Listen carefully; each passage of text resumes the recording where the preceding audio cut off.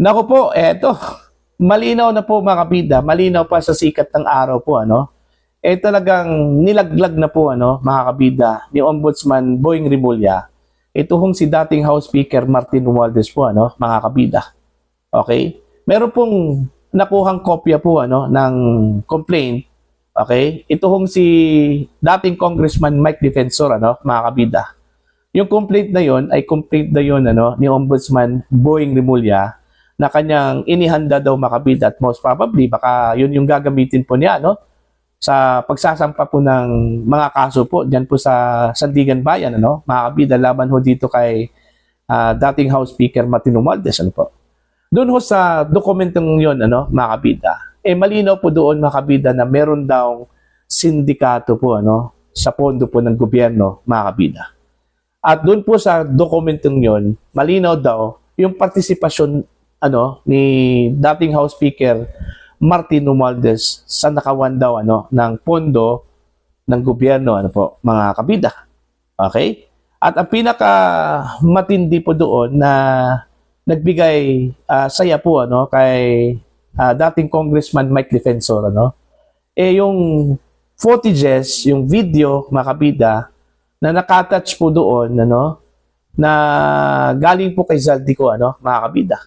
Dahil ginamit daw ng Office of the Ombudsman yung mga footages na yon, most probably yung statement po ni Zaldico ano, bilang isa po sa mga ebidensya po ng Office of the Ombudsman ano, laban po dito kay dating House Speaker Martin Romualdez. Okay? Hindi lang po si Zaldico po ang ginamit po ngayon bilang ebidensya po makabida, kundi pati na rin yung naging pahayag po makabida ni dating Master Sergeant Orly Gutesa po ano. Naalala po ninyo yung surprise witness po ni Senador Dante Marcoleta mga kabida sa unang araw po ng pagdinig ano ng Senate Blue Ribbon Committee ano po mga kabida. 'Di ba? Oh. At maging ito hong 18 mga dating sundalo yung kanilang affidavit ginamit din ano ng Office of the Ombudsman. Kaya nasabi po ni dating Congressman Mike Defensor na talagang nilaglag na po, okay, ni Ombudsman Boying ito hong si Romualdez, mga kabida na po.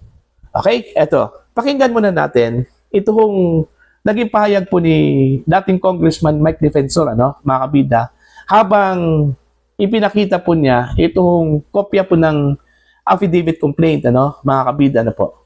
Okay, na isasampa po mga kabida daw ni Ombudsman Boying Rimulya sa Sandigan Bayan ano laban ho kay dating House Speaker Martin Romualdez. Narito po.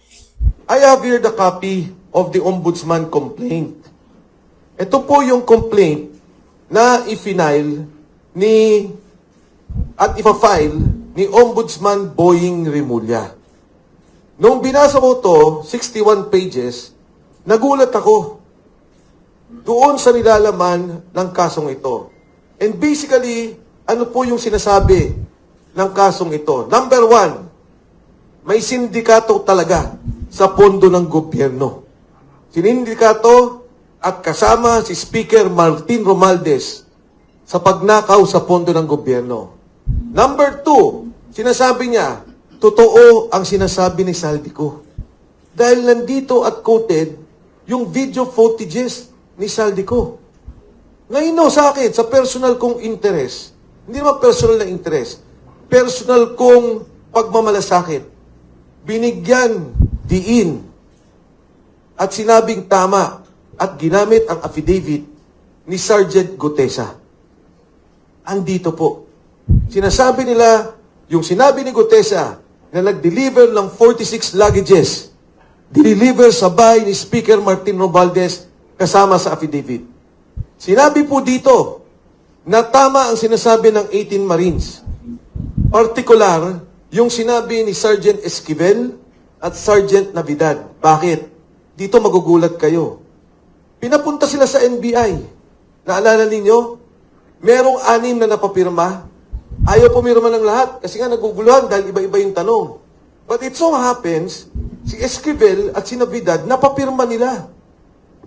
Pero nagulat to ako.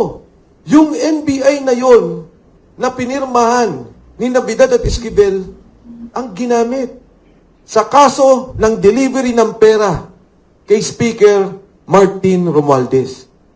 At sinabi pong nakalagay dito na ang mga bahay ni Martin Romualdez sa Forbes Park, sa McInerney Road, ay bagsakan ng pera.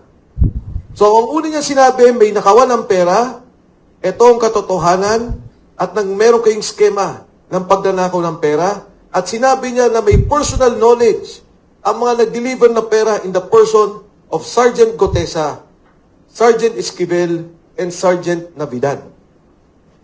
At ano pa hong sinabi? Ang mga taong to, katulad ng sinasabi namin dati, walang personal na interest. They have no interest. In fact, they are subjecting themselves to personal danger. Nakalagay po dito, wala silang interest, wala silang kinita dito, at ipinapahamak pa nila ang kanilang sarili. Maaaring magkakaso o yung personal na kanilang seguridad. Ang panguliho ditong sinasabi na may mga tinayong dummy si Speaker Martin Romualdez.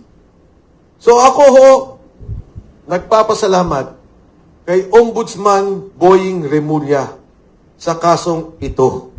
For the first time, outside of the hearings of Congress, na wala naman, but the Blue Ribbon Committee hearing, the ICI hearing, for the first time, nagkaroon ng recognition, nagkaroon ng pagkilala, ang pinakamataas na ahensya ng gobyerno laban sa korupsyon, which is the Ombudsman's Office.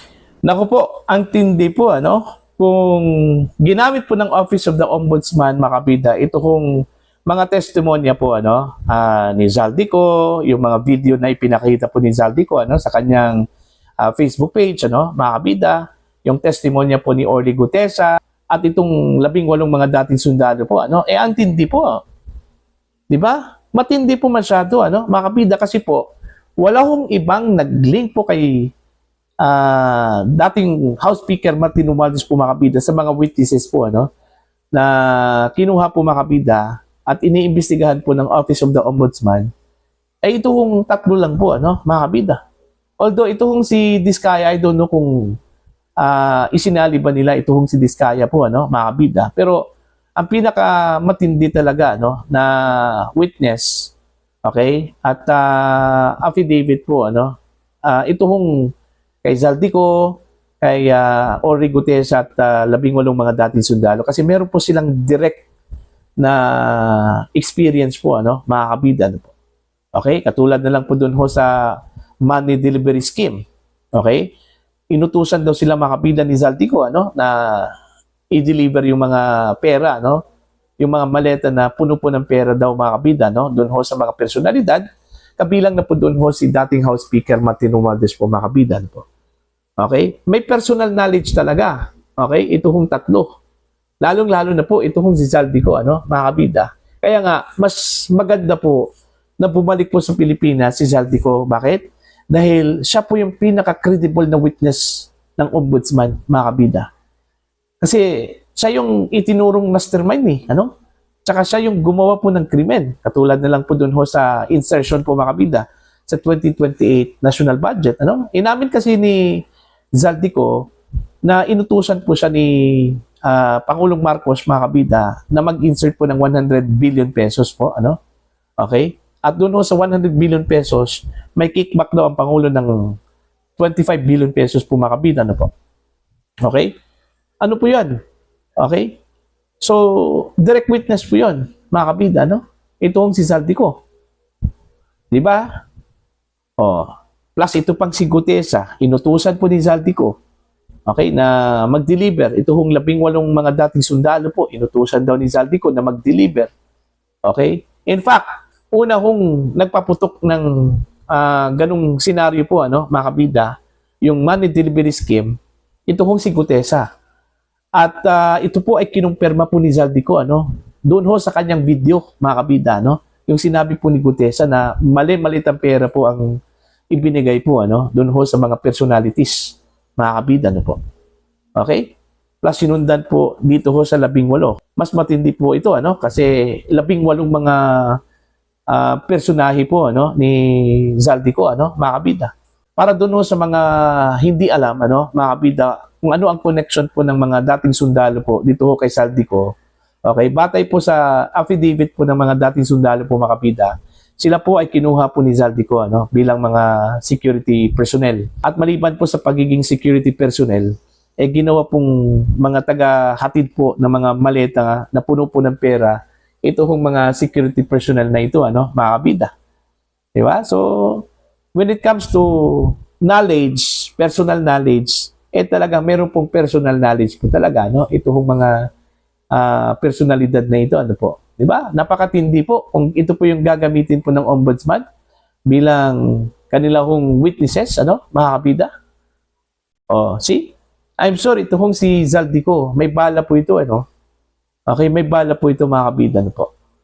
Okay, yun yung aabangan po natin. Pero ang tanong kasi, kailan po babalik si Zaldico, ano? Kasi ngayon, parang bumalik po sa square one po ang gobyerno, ano? Sa paghahanap po kay Zaldico ang mga kabida. Diba? Nakuha na sana yon, pero nirelease po ng Czech Republic authorities po, ano? Mga kabida. O, see?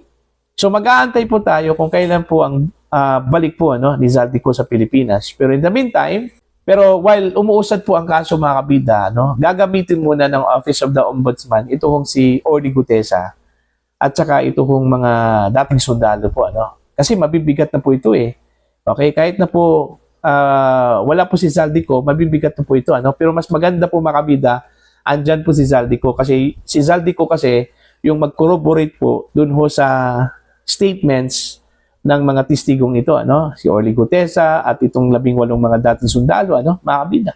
Kasi siya yung ano kumbaga principal po, ano, ito hong si Zaldico, mga kabida, ano po. Okay? Basta ang importante lang po doon, wala hong i-spare ito hong Office of the Ombudsman. Ma-presidente man, ma-vice presidente man, ano, mga kabida, ma-house speaker man po, ano. Okay? Dapat gampanan po niya yung kanyang trabaho po bilang tanod bayan po, ano, mga kabida. Alright? Wala kong pinipili po. Okay? Alright. Dito ho sa ginawa po ni Ombudsman Boying Rimulya, mga kabida, no? Ito hong tinuluyan po niya, ito hong si Martin Romualdez. Sa tingin ho ninyo, nilaglag na po, ano, ni Ombudsman Boying, ito hong si Martin Romualdez, mga kabida. Sa pamamagitan po, unang-una, pag-imbestiga against him. And then, most probably, magsasampa po ng mga kasong kriminal, ano, laban mo kay Romualdez, mga kabida, sa Sandigan Bayan. Alright, please comment down. Sa mga hindi pa po subscriber po sa channel, please subscribe. Just click the subscribe button, click the notification bell, click all, para updated po kayo, mga kabida, sa aking mga uploads. Maraming salamat po sa inyo lahat.